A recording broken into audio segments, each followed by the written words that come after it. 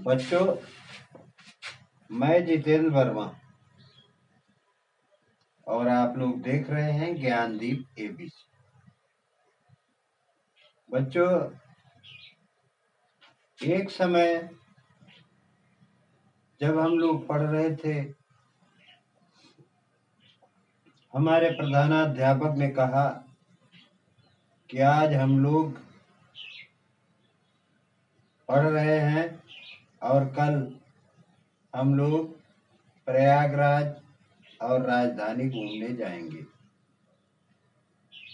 बच्चों, हम लोग बहुत खुश हुए और रास्ते में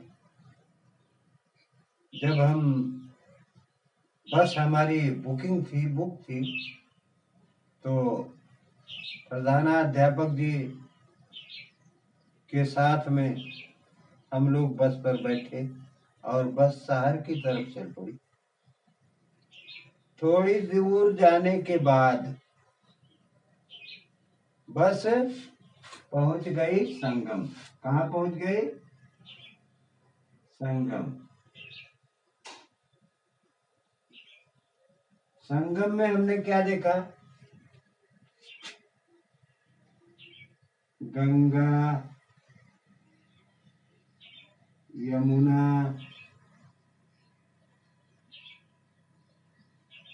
और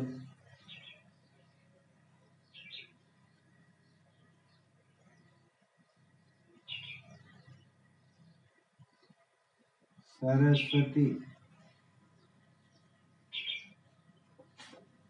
वहां हमने देखा कि ये तीनों नदियां आपस में मिल रही थी और तीनों का रंग अलग अलग जलों का था।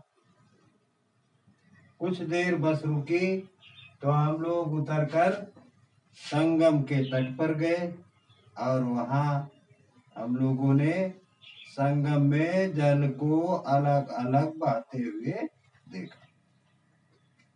इसके बाद हमारी बस आगे की तरफ बढ़ी। जब हमारी बस आगे की तरफ बढ़ी तो हमने क्या देखा?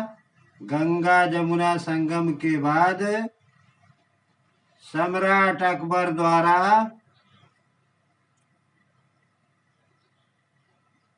बनाया गया किला देखा।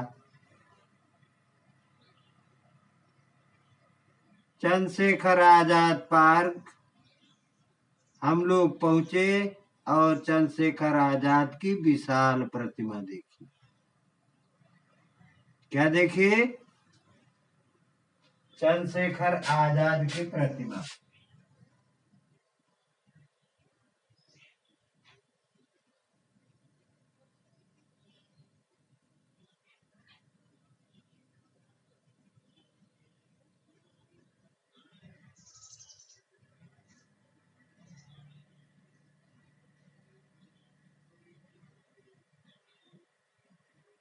इनकी प्रतिमा को हमने देखा।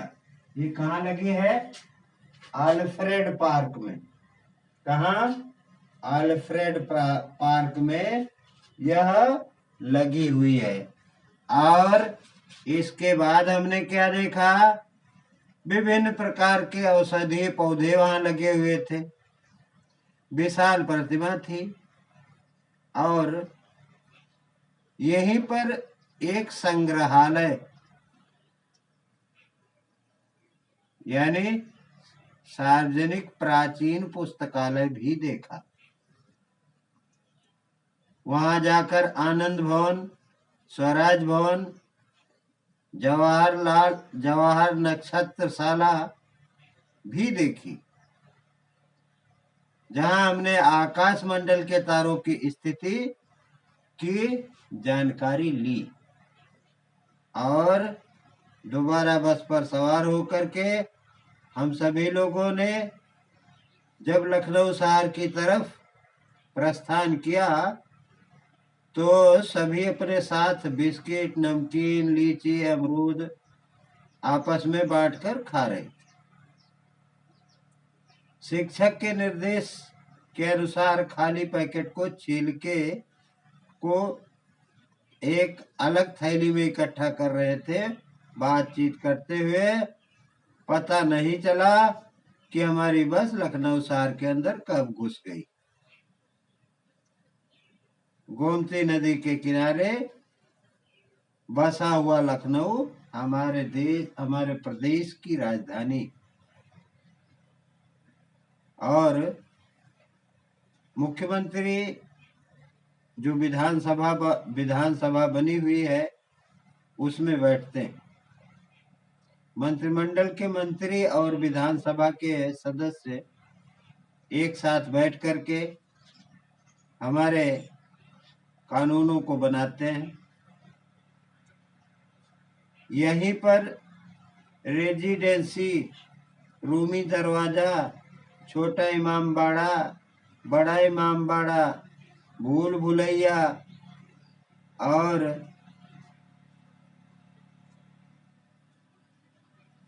जो इमाम बाड़े में बनी हुई है उस भूल भुलैया को देखा जो नवाबों द्वारा बनवाई गई थी। फिर हम लोग चिड़ियाघर पहुंचे। चिड़ियाघर में हमने तमाम प्रकार के पशु पक्षी देखे। चिकन और कढ़ाई विश्व प्रसिद्ध है लखनऊ की और कुटीर उद्योग के रूप में यह कढ़ाई अनेक घरों में हुआ करती है। अपने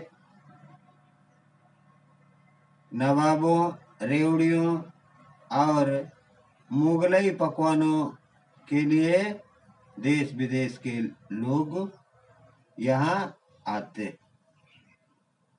शाम को हम लोग लखनऊ महोत्सव देखने गए। वहाँ पर तमाम प्रदेशों के, तमाम जिलों के स्टॉल लगे हुए थे और वहाँ एक प्रदर्शनी का आयोजन किया गया था। उस प्रदर्शनी में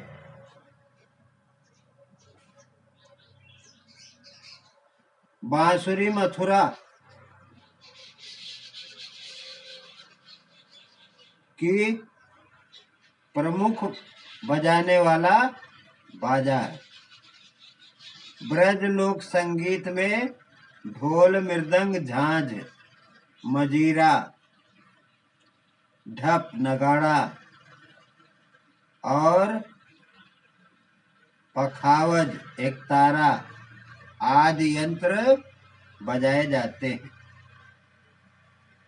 द्वारिकाधीश मंदिर जो है और इस्कॉन मंदिर यहाँ की प्रसिद्ध भव्यता का स्वरूप है। बच्चों, इसके आगे जो स्टॉल था वो कानपुर का था, जहाँ विभिन्न प्रकार के मील के, कारखानों के एवं मशीनों के मॉडल लगे हुए थे। कानपुर के औद्योगिक नगर होने का आभास हुआ और स्टॉल पर सूती वस्त्र, ऊनी वस्त्र और चमड़े के विभिन्न प्रकार के सामान प्राप्त हो रहे थे।